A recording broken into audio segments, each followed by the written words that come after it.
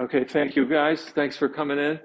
Uh, so, in case you haven't picked up, what I've been doing every week is just we've been going through the Yoga Sutras one by one and parsing them out and just seeing what they have in them. And this next one was really quite challenging for me to figure out until I read the commentary on it in this particular book, and it was helpful to try to get a sense of it. So I'm going to read it to you and just give you a sense that opportunity to reflect on it for your own life, and we'll just see where it takes us. I don't have the I don't have the answers to all these sutras, but I'll share them and my small understanding of them. This is Sutra 2.18, Prakasa Kriya Stiti Salam Bhutendriyatam Tramakam Boga Pavargarstam Drishyam. Yeah, that's the Sanskrit. It seems, doesn't seem very clear. All right. So the translation, thankfully, we have a translation here. But no, seriously, the translation is also not easy. The scene, all right, the scene is well everything that we can perceive with the senses. The scene is of the nature of the gunas.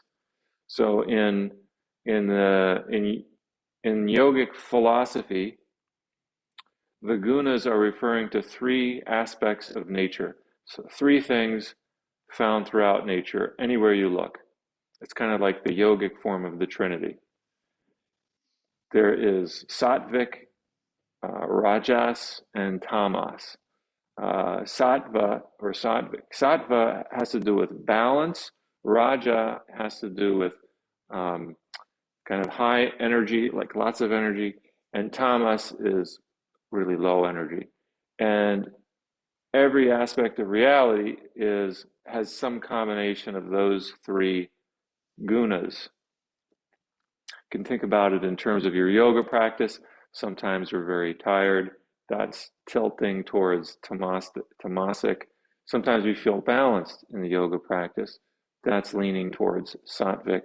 And sometimes we feel very high energy where you want to move a lot, and that's rajas. So you have these three things circulating, and they're in constant flux. It's not like we're one or the other, but there's a tendency towards one of them at any given time, at any given moment.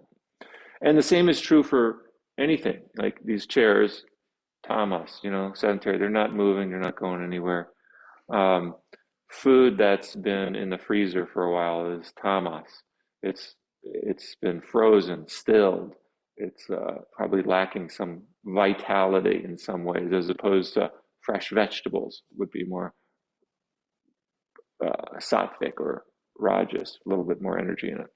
But anything, your the way that you approach your job, your work, can also have those three elements in them. Sometimes we wake up in the morning, we go to work, and we're like, oh, I don't want to be here. I'm tired. I just like that. Put the covers over me and keep sleeping. That's tamas. Uh, Getting up in the morning and you're eager to go to work. You can't wait to get in there and start greeting people. That's rajas. And then some balance in between those two. So anything we do, whatever that it is that we're doing, they have these three qualities in them. Okay, so this is the nature of the seen world, what we can see, what we can perceive with the senses. All right, and it says illumination, activity, inertia. Those are the three. Illumination, that's the rajas. Activity, sattva. Inertia, tamas. And consists of the elements and sense organs. So the natural world consists not just of what we see in what we call the environment, but these senses also make up the natural world, our own senses. We are part of the natural world. Right? So it's not saying, the Yoga Sutras aren't making this false dichotomy between human beings and the natural world. It's not doing that. It's just the senses, the sense organs come from nature. They are part of the natural world. So it says, um, nature consists of the elements, fire, water, air, um, what is it? Fire, water, air, earth, yes. Those things combine in the human body. And the sense organs, whose purpose is to provide both experiences and liberation to the Purusha. So last time we mentioned the Prakriti, which is the scene, the natural, the nature that includes us, this body and mind. That's the Prakriti. And the Purusha is that which is beyond. It includes Prakriti. Still struggle I know. I hear you. You know, when I first heard this stuff, I was like, it went. So when I say these things, just think of it as like rain. And if you stick around in the rain long enough, you get wet. That's the best thing I could tell you. If you stick around long enough in the rain, you'll get wet and it'll sink in. But so these things we're talking about are part of this Purusha, which is beyond perception. And here's what's happening is that we are both experiencing things through this body mind, and it's thanks to this experiencing that we're liberated from, or the Purusha experiences liberation. If I wanted to bring a Zen perspective in on this, I'll share. There's a saying from Zen Master Dogen. He says that you go forward and experience myriad things is delusion, right? So that this body mind goes forward and experiences many things. We have experiences, and he says that's delusion. That the myriad things come forth and realize themselves is enlightenment. So enlightenment, in this sense, it's not something that you have to actively go out and seek. It's not something that is beyond yourself. It's a reorientation to how you are perceiving the world.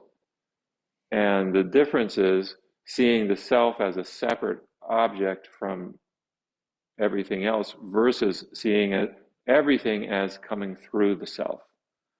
How do they say it? Anyways, the story that the commentator Swami Satchidananda gives here is of the silkworm. And the silkworm, I didn't know this about silkworms. Maybe you guys know more than I do. But when they're 1 day old, you can fit 100 of them on your fingertip. And after 2 days, you can fit 100 of them on the palm of your hand. And then as they grow very fast, apparently, and when they're 1 day old, you only need a leaf to feed them all. When they start to mature, you need a truckload of leaves, mulberry leaves, in order to feed these silkworms. And they get to be as thick as your thumb, one worm. So it goes from 100 being able to fit on the tip of your finger to one being able the same thickness of your thumb. And so what they do is, as they consume, they at some point I guess they create a cocoon around themselves, and then eventually they break out of that cocoon and become the silk moth.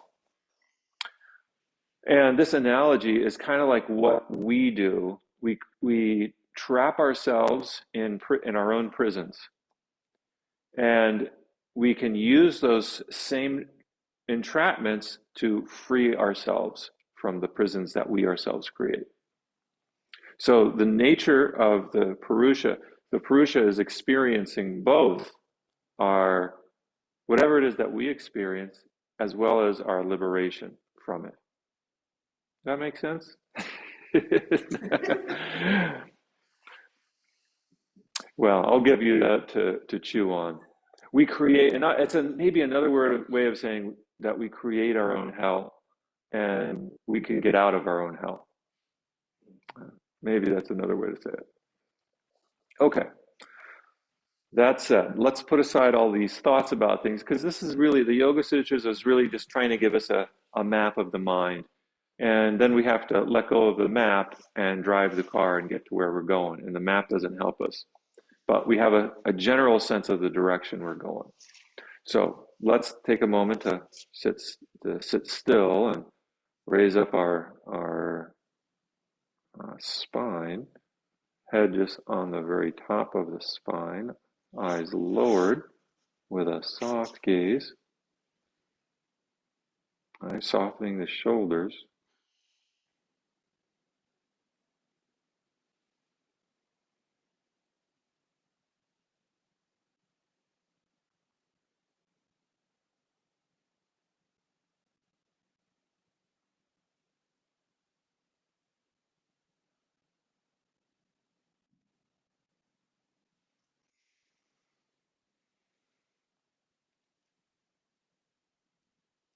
And let your body guide you here.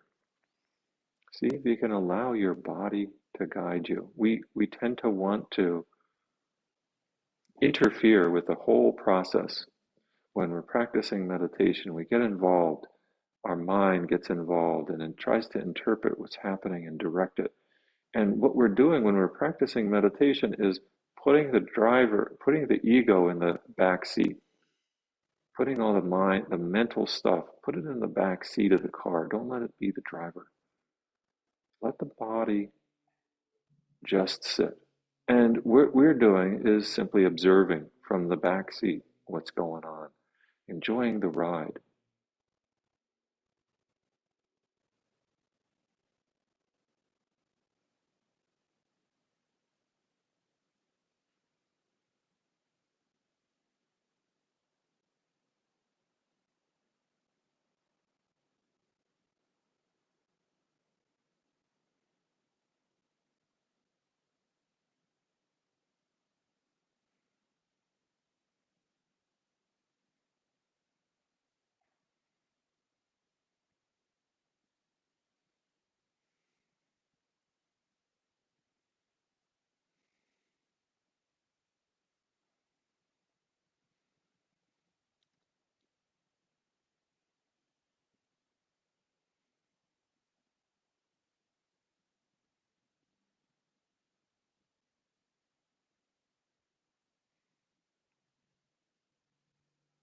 And through our thoughts, another way to say this, through our thoughts, we spin our own cocoon around ourselves, which we then have to let go of, we have to break out of. Our thoughts are not always our friends.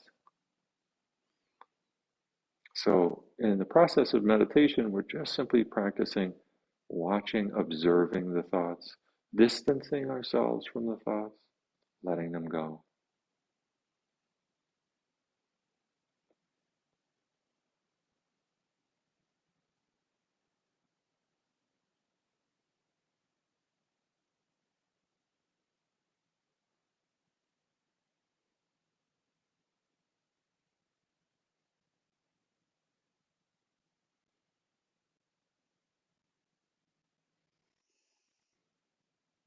All right, let's start to move the body a little bit. Try to take a deep breath in and breathing out. Breathing in, lifting the arms up, and breathing out, lowering the arms down at your own pace.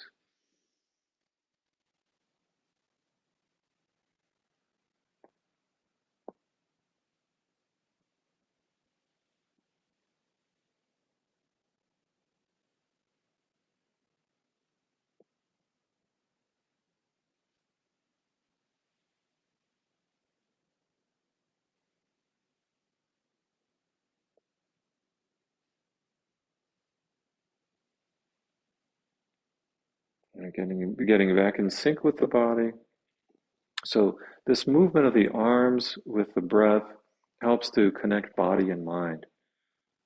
And this is really what one of the major prisons we create around ourselves is this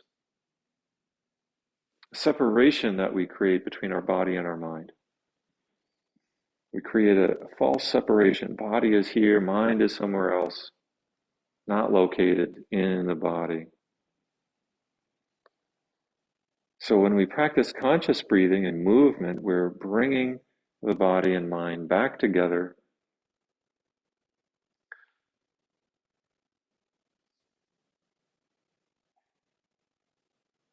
And this can break us out of the prison of thoughts.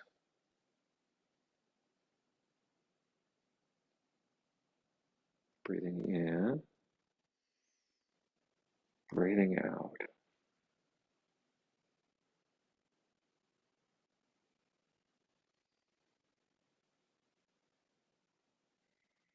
And just kind of coming back to rest for a moment.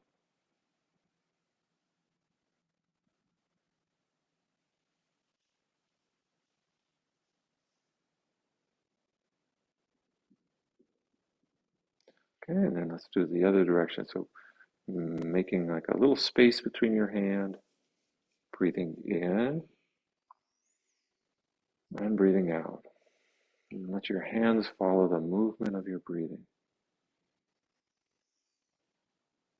And you could experiment with the spacing between your hands. Right? Breathing in deeply, breathing out. Breathing in deeply and breathing out. So how much space you have between your hands is up to you.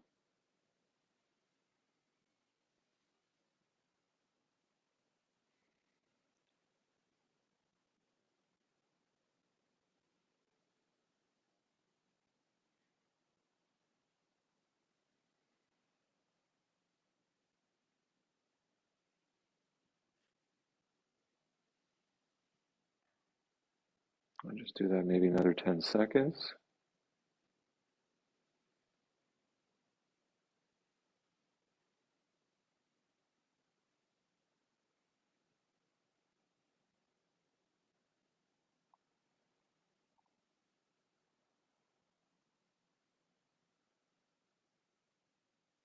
All right. And then we'll transition onto our hands and knees and continue to connect with our breathing, this time through movement of the back up and down. So inhaling to lower the spine or to lower the center of the torso, exhaling to lift it up.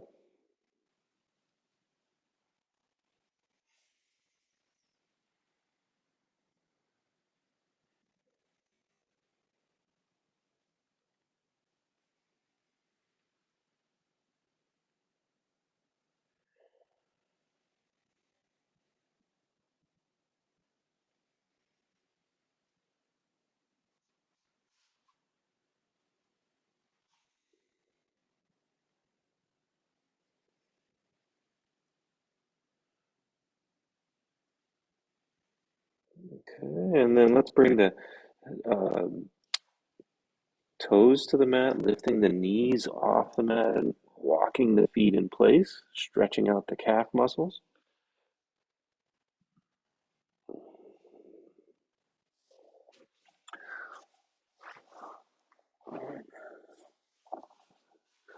And if this is challenging, you can always take a chair, put it at the head of your mat, and just hold on to the chair instead. Right, this way.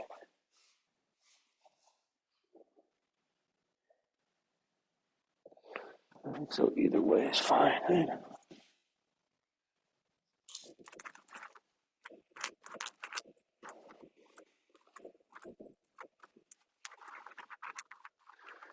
All right, and then let's walk the feet to the hands.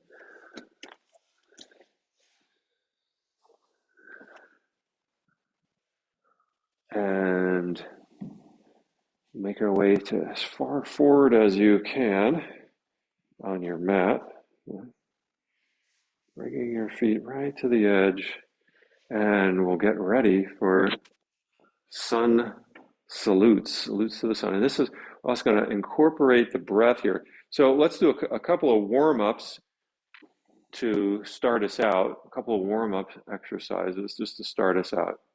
So bringing the palms together in front of the heart, breathing in, lifting the arms up, breathing out and folding in half. So this time we use our whole body, breathing in, coming back up, arms lifting overhead, breathing out, folding in half. So this time we're moving our arms all the way up, past our head, all the way down to our toes.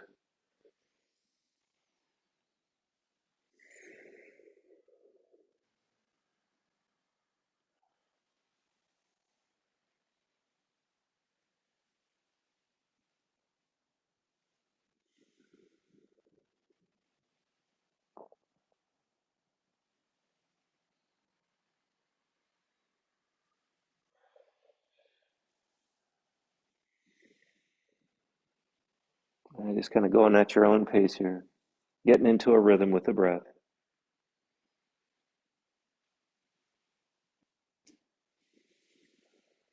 All right, when you're next up to standing, just pause for a moment. We'll add in a little bit more here in just a sec. See how your body's feeling.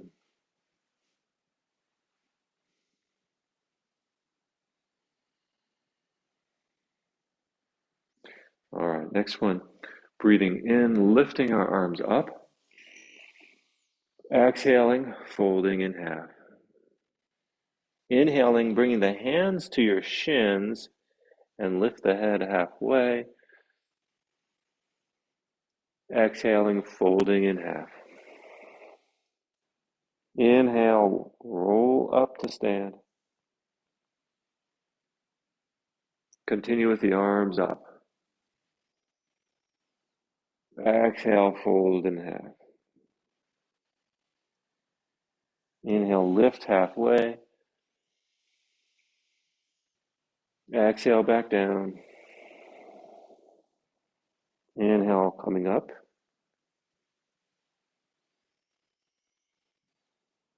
Exhale, fold.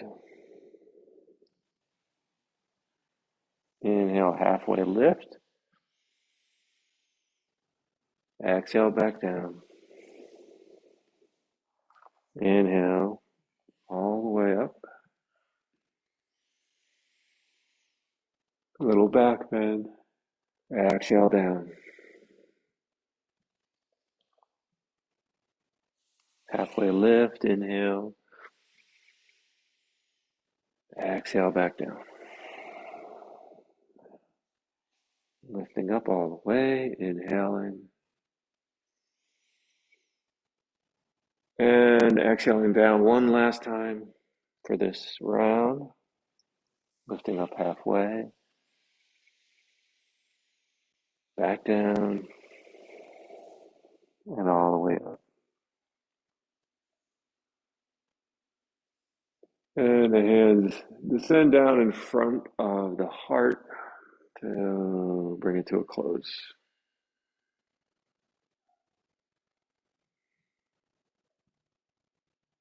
And pause. Take a moment to check in with your body. See how this is feeling thus far. Notice any sensations you feel in your feet, your legs, your arms, your head, trunk. All right, now we'll start the first sun salutation, full sun salutation. Breathing in, take your time, lifting up and back. Breathing out, folding in half. Breathing in, lifting up halfway. Breathing out, come back down. Breathing in, bend the knees, step the left foot back. Lower the knee down. Inhale. Lift the chin as you inhale. Exhale, step the right foot back. Plant the hands, elbows straight. Inhale, lower the knees down. So go right into the next piece here. Lower the knees down, uncurl the toes. Exhale, lower the rest of the body down. All the way. Inhale, lift the head. Exhale, raise the tailbone up, curl the toes under, straighten the knees. Inhale the left foot forward. All right, when you get that inhale, lift the chin up. Exhale the right foot forward. Inhale, halfway lift. Exhale, back down. Inhale, raise up all the way with a little back bend. And exhale the hands in front of the heart.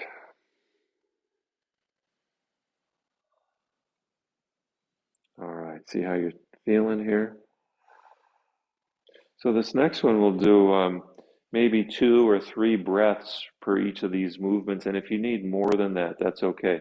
The important thing is that we move in sync with our breath. So when we're breathing in, we're doing the lifting portion. When we're breathing out, we're doing the folding portion. And if you need more breaths in between, that's fine. Okay, ready? All right, palms together in front of the heart. See if you can check in with your breathing. Here's where we want to bring in the sattvic nature, right? The balance. All right, balancing awareness of the breath, or the breath is neither going in nor out. It's right in the center. And then we inhale, arms lift up. Exhale, folding.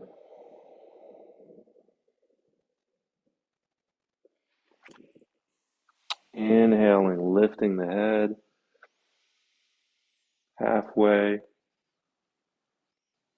Exhaling and folding. Okay, inhale and bend the knees. Lift the right foot, step it back. Lower the knee. And here's where you may need a couple more than just one breath here. And then we draw kind of drawing the hips forward, the trunk forward, lifting the chin, inhaling. And then exhaling, retracting the head, the torso, the hips, bringing the left foot back, planting the hands, lifting into downward dog. Again, that's going to take probably more than one breath here, but we can even pause here for a few breaths. Get ourselves situated in downward dog as much as possible.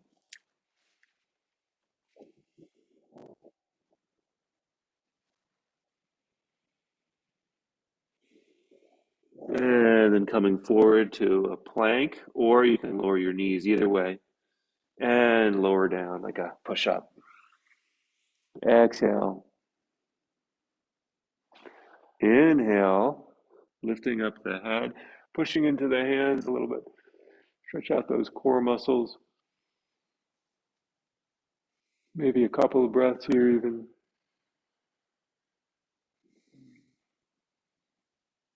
And then exhale to downward dog.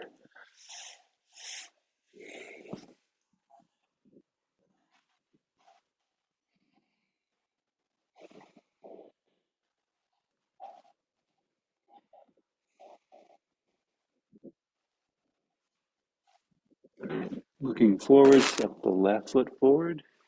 I'm sorry, the right foot this time. Right foot comes forward, lower the knee. And think about inhaling as the head comes forward, the hips come forward, the sternum comes forward. Exhaling, drop the head down, raise the knee, step it forward. Inhaling, lift the head. Halfway, exhaling, come back down.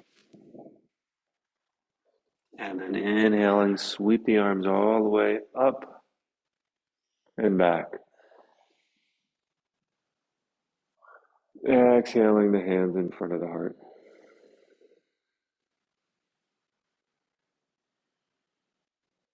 All right, then release the hands to the sides, check in. Mountain pose is a wonderful pose for checking in with yourself. See how you feel.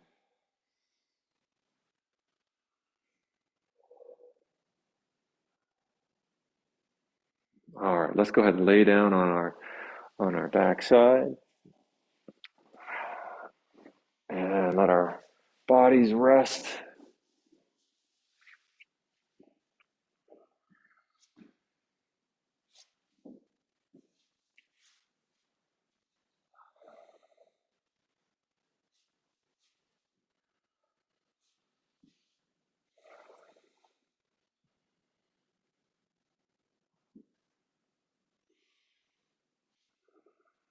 All right. So take some time to really absorb any pleasant feelings that you notice here.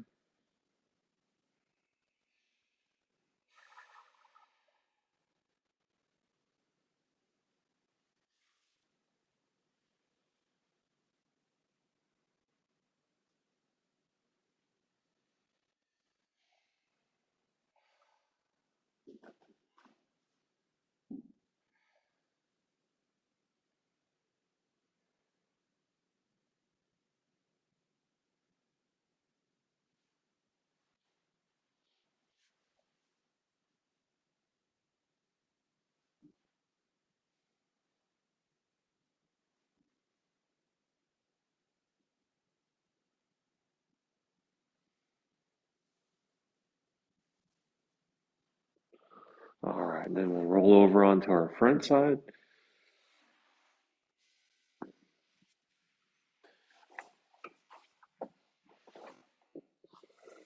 Kind of repeating that relaxation on the front side temporarily.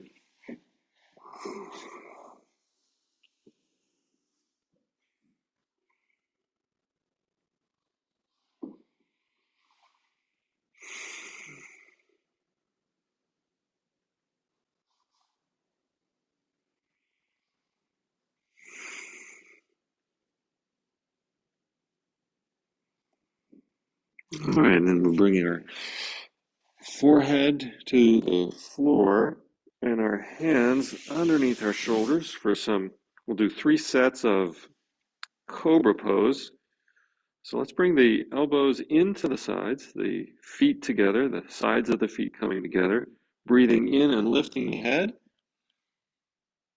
relaxing the hands, breathing in, lifting the head.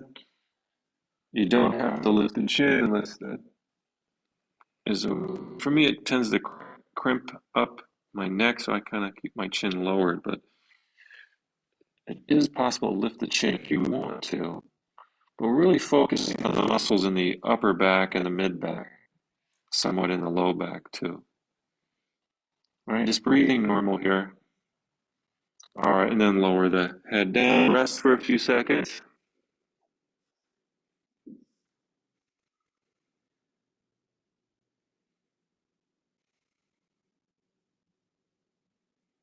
Okay, ready? Let's lift the head again and hold.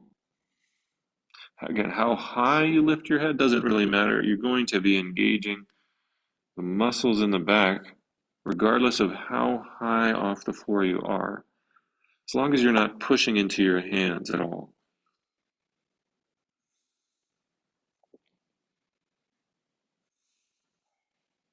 Okay, go ahead and lower the head down. You can turn it to one side if you need to. We'll do that one more time.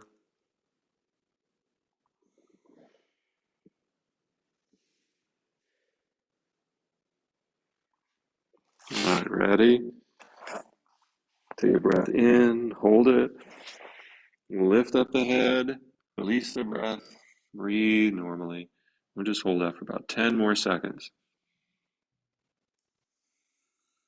Keep the shoulders away from the ears. So if you find your shoulders bunching up towards your ears, just bring them back down.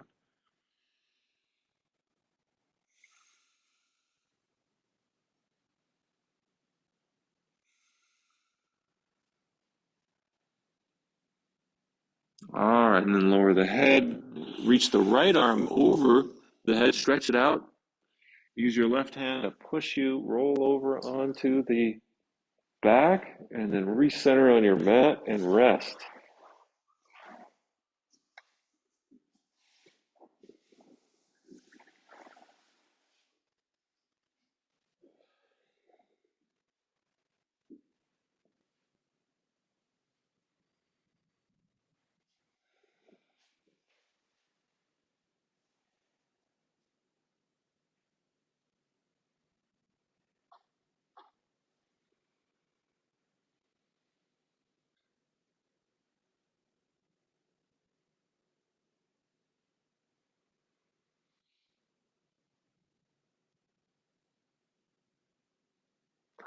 All right, let's reach the arms, both arms up over the head.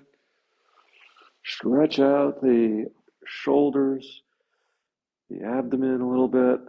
Take a few deep breaths in and out.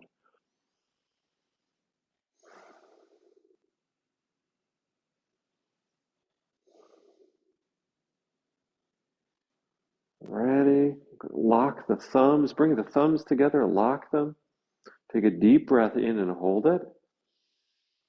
And peel up the head and back. Come up to a seat.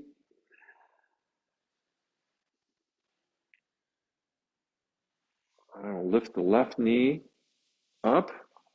Use your knee to help lengthen your back up.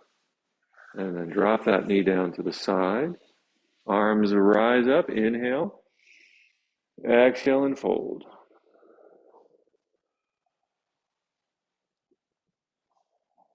Relax the shoulders. Relax the neck.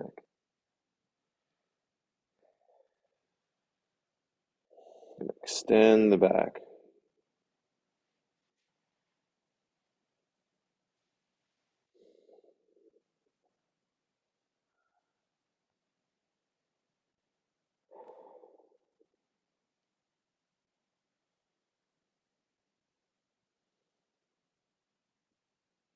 And make sure your toes are pointing up towards the ceiling.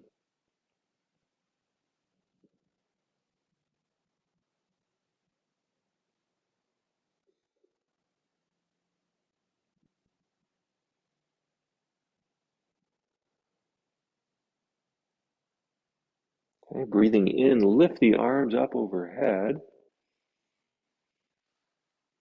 Breathing out, lower them back down.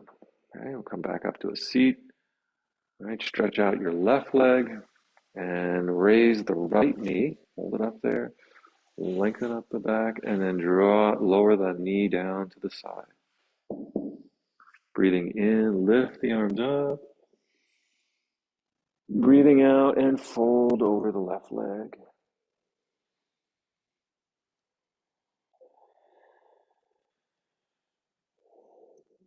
Here, you can also practice drawing the navel in towards the spine. That'll help to release tension in the low back and to help you fold forward from your hips rather than your back. Yeah, drawing the navel in seems to elongate or bring the low back muscles to their proper size, their resting size, I should say.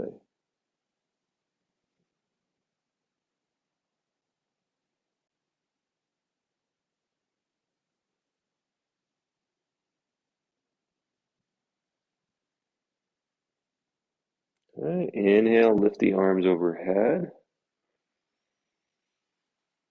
Exhale, lower them back down. Come onto a seat. Draw the left foot into the right. And grab hold of your toes, clasp your hand around your feet. All right, lengthen the back and let the knees come down through gravity.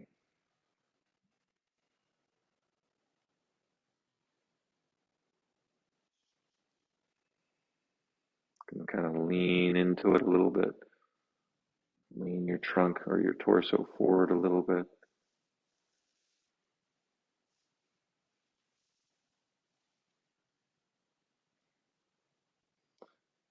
See if you can relax those inner, the inner part of the thighs, those muscles here, and the insides of the thighs. Let them relax as much as possible. And you'll find the knees will come down little by little.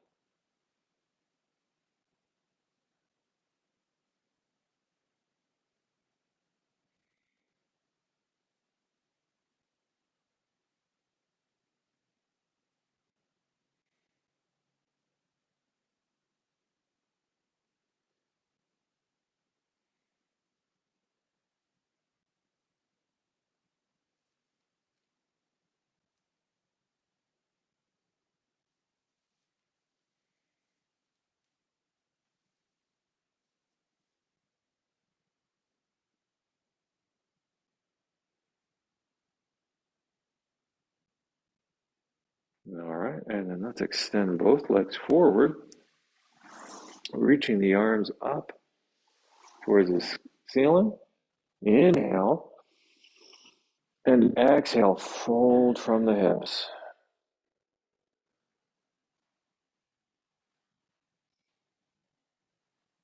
Again, think about drawing the navel in and up, releasing those muscles in the back, giving them space.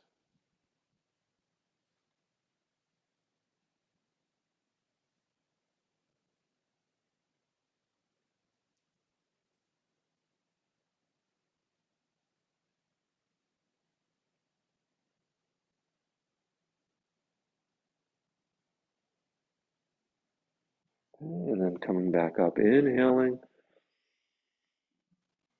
and exhaling the hands back into the lap. Now, you may want to have a chair. We're going to do shoulder stand, but you can do a chair shoulder stand. If you have your chair right here, and we'll lower down onto our back.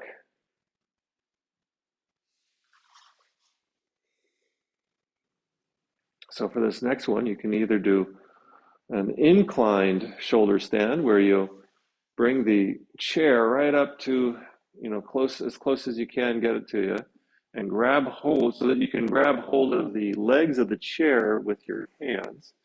So my feet are up here like this. Grab the base of the legs of the chair and then lift up your back here.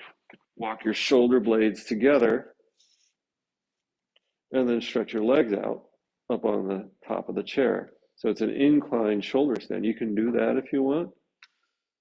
Or if you want to do a regular shoulder stand, just you can use the chair to help you come up into a shoulder stand. Hold on to the back and lift the legs. So you can do either one. Either way is fine.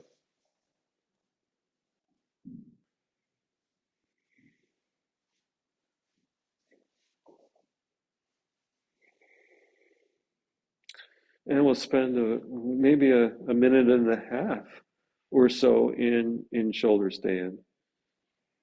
And if you need to, if it's too much, if it feels like it's too much, then just you can always come out of this pose sooner if you need to. But see, while we're in here for the 90 seconds, see if you can find a sense of ease in your body. And also turning the feet around the ankles a few times, that helps to release stress in the feet and the legs a little bit.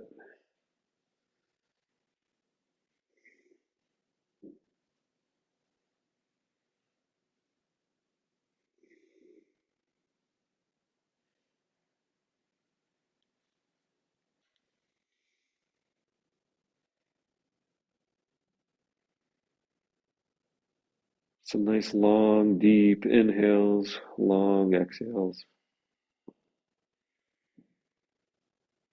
Okay, about another minute.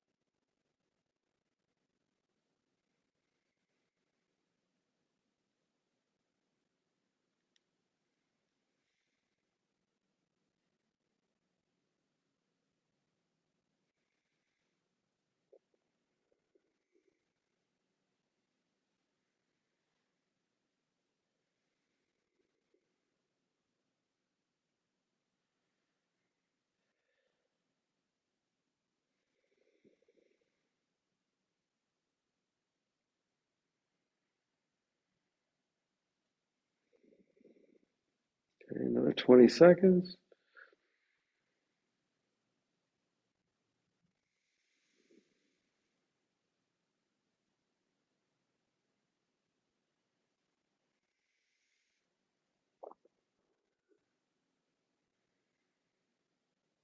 All right, if you're on the chair, you can just kind of slide your legs back down and bring them back to the floor as you're ready.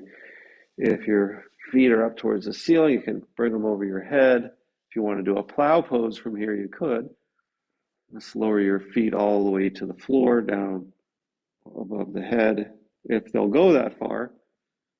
Well, sometimes they go that far, sometimes not. You can rest there for 5 seconds or 10 seconds or so and plow if you want to. And then lower the back.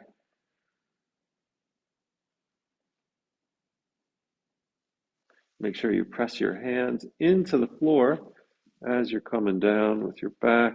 That keeps those muscles in the back strong, prevents injury. And then we'll lower the feet all the way down.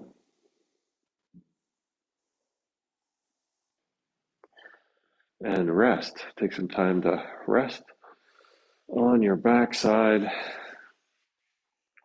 Stretch out your legs, stretch out your arms. And feel the wave of relaxation that comes over the body.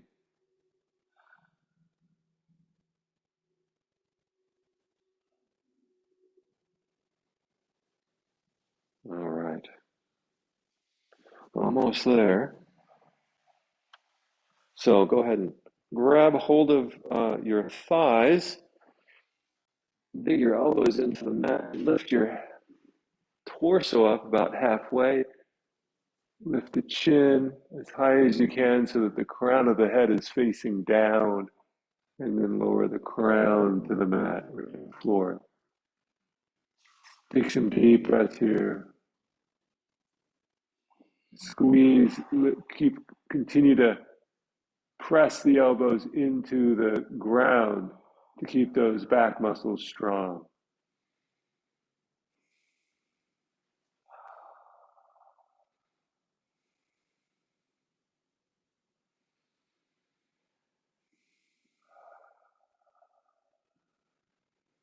All right, and then the head back up.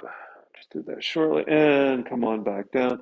Go right into deep relaxation. Again, notice the wave of relaxation that comes over the whole body as you come to rest. And now try to keep the body as still as you can.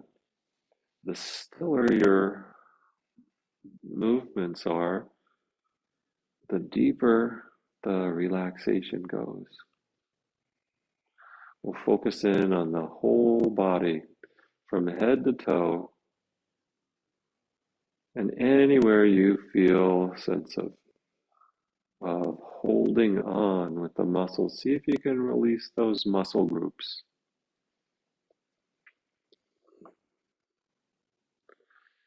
Infamous places of holding tend to be the abdomen and the face. And those are easy to remedy if we can notice where we're holding in our face or abdomen and learn to let go of those muscle groups. We can experience a deep sense of peace.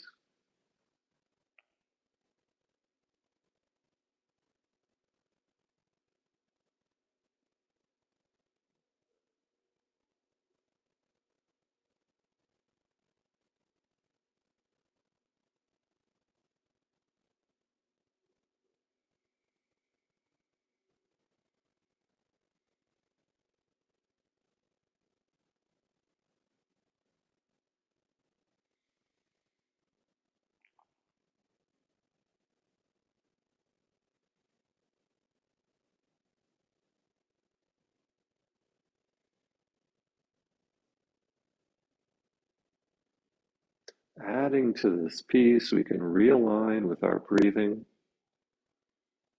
noticing the rise and the fall of the breath.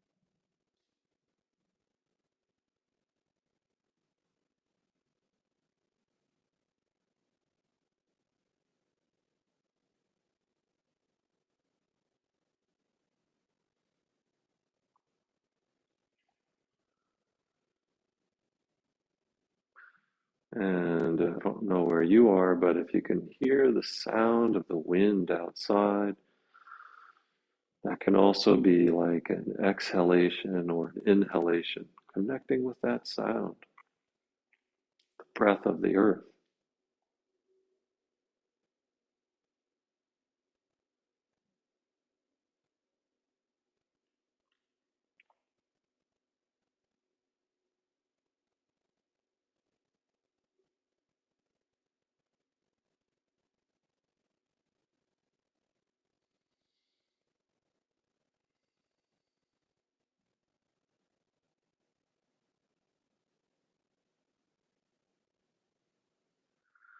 And deepening this experience a little bit more is letting go of the thoughts,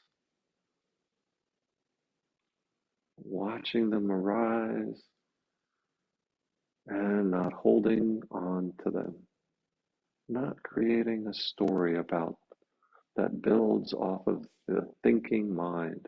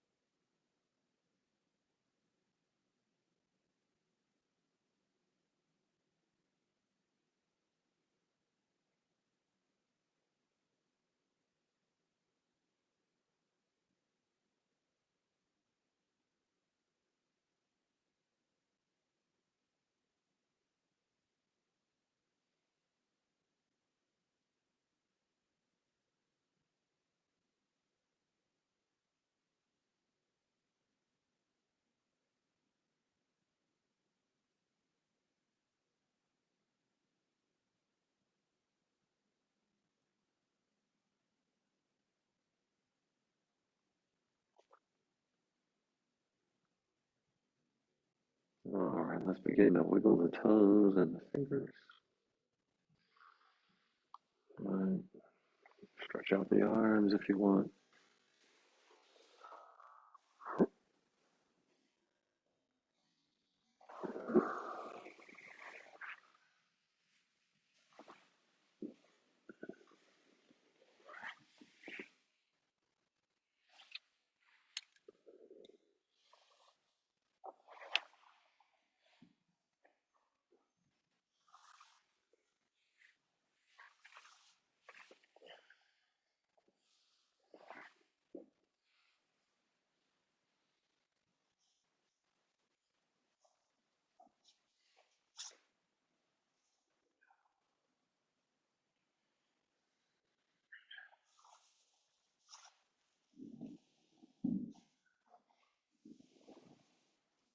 All right, just take some time just to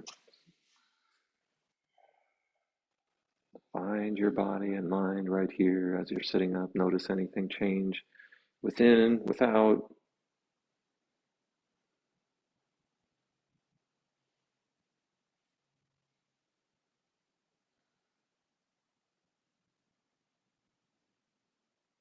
All right, let's close our class this afternoon. May all beings be safe. May all beings